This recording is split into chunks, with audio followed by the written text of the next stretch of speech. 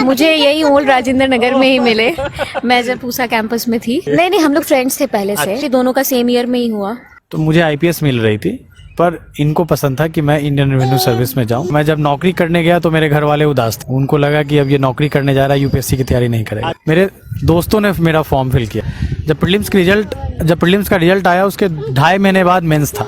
मैंने ऑप्शनल के लिए सेल्फ स्टडी की, और सेल्फ स्टडी और प्लस ये 2.5 महीने का वो बूस्टर कोर्स था, उसको करके मैंने मेंस दिया, और लकीली मेरा मेंस में भी हो गया। मेरा ऑप्शनल हिस्ट्री था। मैंने बीटेक किया था आईआईटी से, पर मैंने ऑप्शनल अपनी हिस्ट्री रखी। मैं श्योर थी कि इनका होगा, क्योंकि जिस तरह से इनका ग्राफ था फर्स्ट अटेम्प्ट में भी, मुझे श्योर था कि इनका होना ही है। मेरा मानना है चैलेंजेस हर आदमी के जीवन में होता है। अगर कोई इकोनॉमिकली साउंड है तो हो सकता है सोशली साउंड ना हो।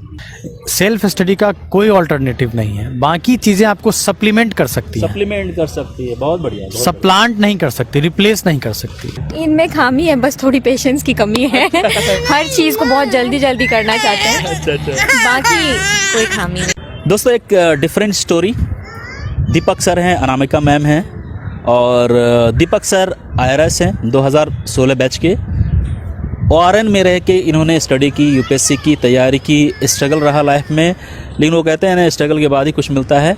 मेहनत का फल मिला, और आज वो डिप्टी कमिश्नर हैं इनकम टैक्स ऑफिस में। साथ में मैम भी हैं, और बहुत अच्छा लग रहा है इन लोगों से बात करके। सबसे पहले सर आपके बारे में बात करूँ, आप अपने बारे में बताइए। नमस्कार, मेरा नाम दीपक आनंद है। मैं इंडियन रेवेन्यू सर्विस 2016 बैच से हूँ। मैं इनकम टैक्स कैडर को बिलोंग करता हूँ। मैं आजकल दिल्ली में पोस्टेड हूँ as a deputy commissioner income tax, और मैं IIT ISM धनबाद से बीटेक हूँ, और यही मेरा संक्षिप्त परिचय। मैम, आप अपने बारे में बताइए। मैं अनामिका ठाकुर मेरा नाम है, और मैं इनकी वाइफ हूँ। और मैंने क्वालिफाई किया एग्रीकल्चरल रिसर्च सर्विस, जिसके थ्रू मैं Indian council of agricultural research में साइंटिस्ट हूँ, और मेरी पोस्टिंग है पूसा कैंपस में यहाँ पे। क्योंकि मैं ORN आया हूँ, तो यहाँ पे इन लोगों से मुलाकात हुई, और हमें बहुत अच्छा लगा कि एक बार why not we should have both of them in my channel. और चूँकि सर दीपक सर का जो बैकग्राउंड है यूपीएससी का है, तो हमारा भी कंसर्न है कि यूपीएससी से रिलेटेड। सर, यहाँ पर ORN के बारे में बताइए, कैसे तैयारी करते थे, यहाँ पे क्या क्या चीज़ें होती थी, क्या स्ट्रगल रहा आपका?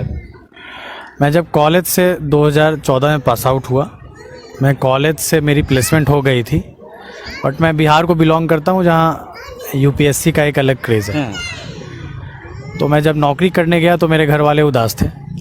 अच्छा, नौकरी करने गए तो घर वाले उदास थे? उनको लगा कि अब ये नौकरी करने जा रहा है, यूपीएससी की तैयारी नहीं करेगा। अच्छा, बहुत बढ़िया। तो मैं जब नौकरी करने गया, वहाँ 10 दिन ज्वाइन किया, तो उसके बाद यूपीएससी प्रीलिम्स की रिजल्ट आ गई।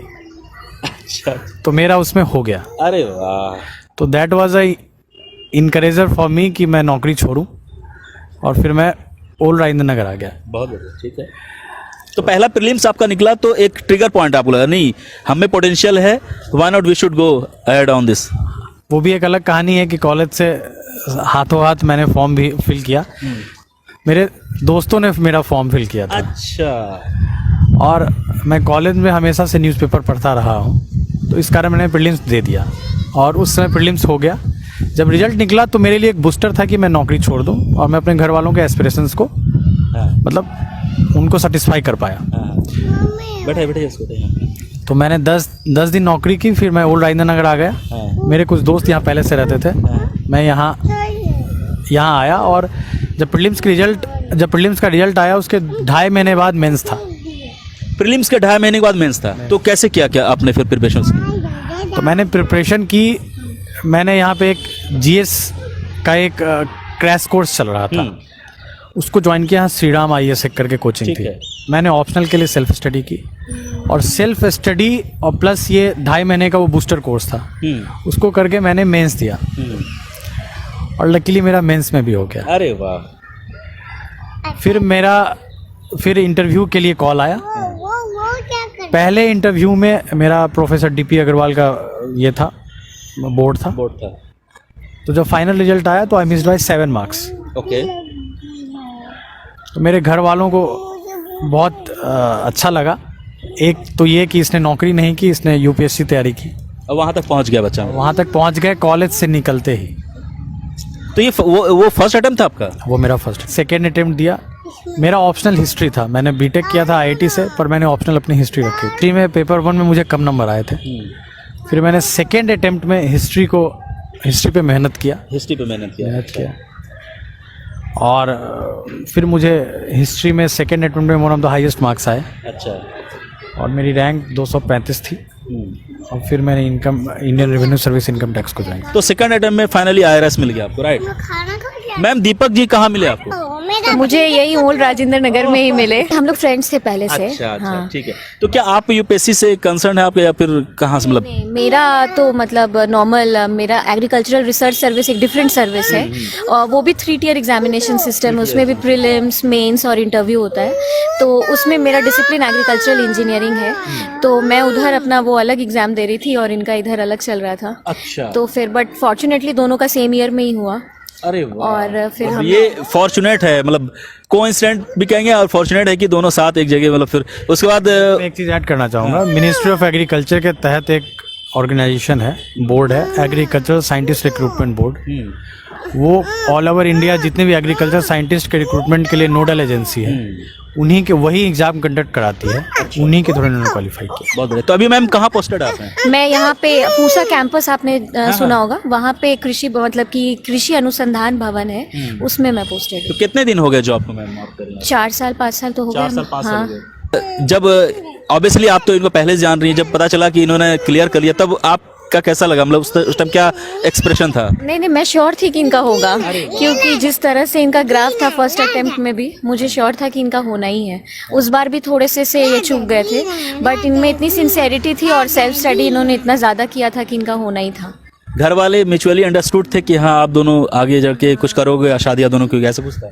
हाँ, मोस्टली ऐसा ही था। अच्छा। सर आप लोग बिहार के, नॉर्थ बिहार को ही बिलोंग करते हैं।